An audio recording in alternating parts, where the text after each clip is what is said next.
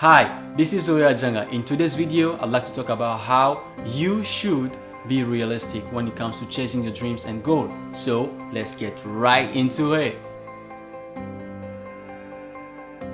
A church youth leader gave a challenge to a group of young people. He told them to line up so they can run a race. He said that whoever is going to win this race, I'm going to give him $100 bill.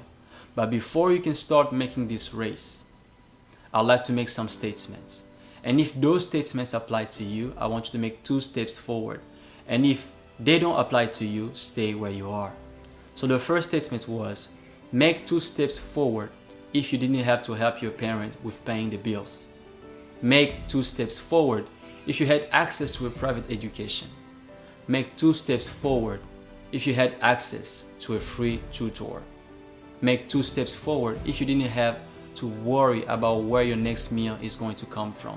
Make 2 steps forward if you didn't have to worry about how you're going to pay your cell phone bill. Now, when he was done making those statements, a lot of young people, especially from the African American community, were left behind because they didn't have those privileges. But here's what the church youth leaders say, that it doesn't matter where you are, you all are still going to run this race. Now, when I first heard the story, it really blew my mind and it inspired me to say this. It doesn't matter where you are in life right now. You still have to run the race called life. You see the dream that God placed in your heart. Every time when you go to bed and at night you dream about a successful life, a better life for yourself, a good life for your relationship, a happy life with your family, those things really matter. And these are your race. You still have to run this race no matter what you've been through. No matter what you've been through. Understand this. But the thing is, you have to be realistic, right? Just imagine that you have a line. And on that line there are 26 points. And you are on point A. And someone else is on point G. But the goal is to reach point Z. Now the question is, if you are on point A, are you going to run just like someone who is on point G? Of course not. I guess your mentality will be, how can I work twice as hard than the person who's on point G, right? That's normally how you should think, right? Stop going on social media, double checking what celebrities are doing. You're still running that race. So I want you to be realistic.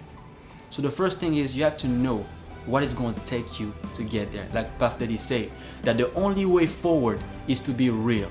If you're not real with yourself, it's really impossible to get where you are. See, if you have short legs, you cannot just walk and just run the race like someone who have long legs. No. You would definitely have to figure out new strategy and new ability on how you can run twice as hard, right? This is what you're gonna do. This is how you should be thinking as of right now. You should not waste your time. Sometimes your goal will require for you to cut 7 parties out of 10 so you can be focused. Understand this. Some people had a big head start since their birth, right? Some people already started life with $100,000, $1 million at their bank account already.